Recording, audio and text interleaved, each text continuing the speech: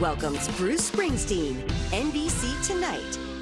What is the pronoun in the sentence, I suck at trivia? Who should star in the Book of Moron? I'm looking at your names. Dim. Warrior, next Monday on NBC.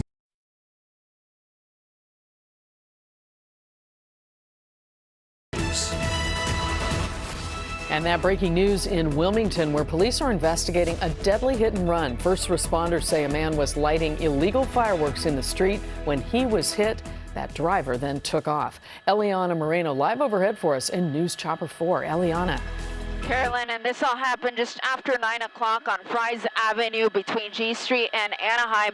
Now, off to the left of the screen is a Food for Less, and off to the right, it is homes and apartments. And that 36-year-old man was believed to have been in the middle of the street, lighting off fireworks in front of a home that he has some connection to, because we've been watching the people out here outside of this home just embracing. They are clearly very emotional about the loss of this 36-year-old man. I'm going to push in here too. You'll also notice that there are what look like remnants of fireworks, and that's where that man was believed to have been lighting them off when he was struck by a vehicle, a sports utility vehicle of some kind that fled the scene. The victim's body, though, was thrown all the way here to where you see that white tent. It's the entrance to the Food for Less, where his body ended up beneath another vehicle, but fortunately that driver remained at the scene.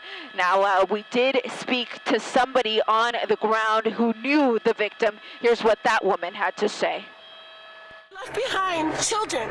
He left behind a wife. He left behind a whole life that cannot go on without him. Now back out here live, the LAPD's Harbor Division will be conducting their investigation. They have Fry's Avenue shut down from Q Street over to Anaheim. That is the latest here from Wilmington in News Chopper 4. I'm Eliana Moreno. Let's send it back down to you in the studio. Eliana, thank you. One person was shot and killed in an apparent random attack in a Mission Hills neighborhood tonight. This is in the middle of Fox Street and Arleta Avenue. Police first responded at 8 to reports of shots fired. So far, no arrests have been made there. And more breaking news, this time in Philadelphia, where police say 4 people were killed in a mass shooting. 2 others, a 2-year-old and a 13-year-old, were also shot. They're in the hospital. Police announced late tonight they do have a gunman in custody. They described the scene as officers first arrived. Our officers were able to apprehend the male in the rear alley of 1600 Fraser Street. And when they did, this male was wearing a bulletproof vest with multiple magazines in the vest. He also had a scanner and an AR-style rifle and a handgun underneath his body. He was taken into custody without further incident. Thank God our officers were here on scene. They responded as quickly as they did. I can't even describe the level of bravery and courage that was shown. There are still a lot of questions about what led to this. So far, police are not sure if there was some kind of event happening at the time. A second person who may have picked up someone's gun and returned fire is also in custody, but it's not clear if that person has since been released.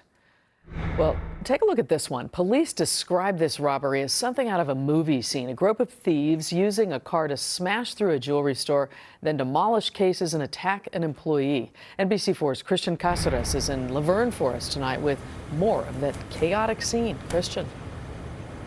That's right. Well, this crime was captured on surveillance video, but it's actually how those thieves were able to get into the jewelry store that has police on alert tonight. And you can see the business, the front portion of it, that jewelry store, all boarded up. And tonight, the owner is recovering from what happened inside.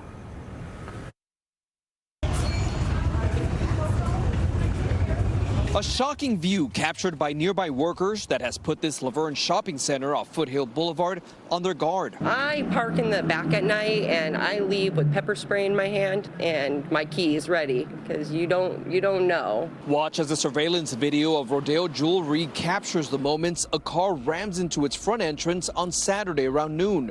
Moments later, 4 suspects are seen robbing the place, some using hammers. One of the suspects acted as a guard.